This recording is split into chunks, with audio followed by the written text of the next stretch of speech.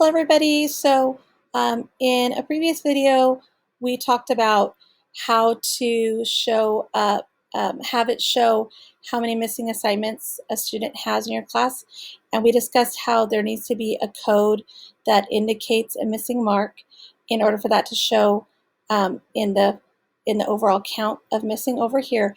And I did want to show you one more tip. If you want to automate that, from if you're using Google Classroom and all these scores and assignments are coming out from Google, as these ones are here, and you want to automate that any zeros coming in should be marked missing, then you can do that from your settings here.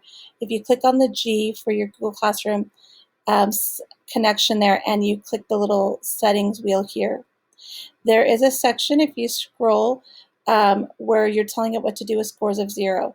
So if by default there's no comment code being attached, then those won't necessarily get marked as missing. If you want them to be marked missing, you could either choose the code absent because the district has that one set up to do a missing mark, or you can make your own custom one, as I showed in the previous video, where you have one called missing not scored, meaning that the 0 is that placeholder, because that's the score they get until they turn it in and get a real score. So if you want to create your own custom code like that, and you would tell you could tell Google anytime a 0 comes in from the Google Classroom to put this comment code and mark on it. And if you did do that, I'm not going to actually go through and change it here, but if you did do that, then any of the zeros here would get marked with that code, and then they would show up in the tally over here. So if these were meant to be missing assignments, let's say 1, this one's already counting, but let's say 2, 3, 4, 5, 6 here.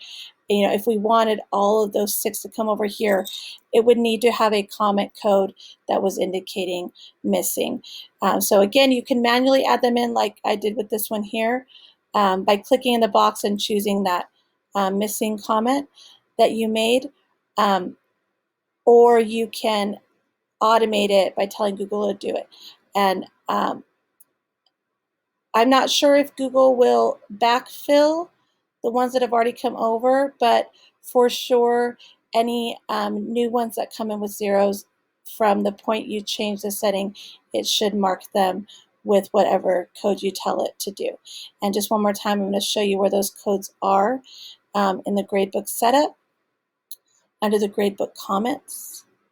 And the reason that the district one does not appear or allow you to choose it from the Google setting here is because the district has that missing mark being removed when scored.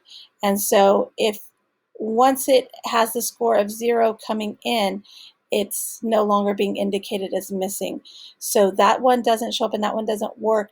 But if you did create your own comment, and again, you just add a new comment, you could give it a name and then tell it yes for missing mark and tell it no for removing when scored, and then give it whatever initials you want.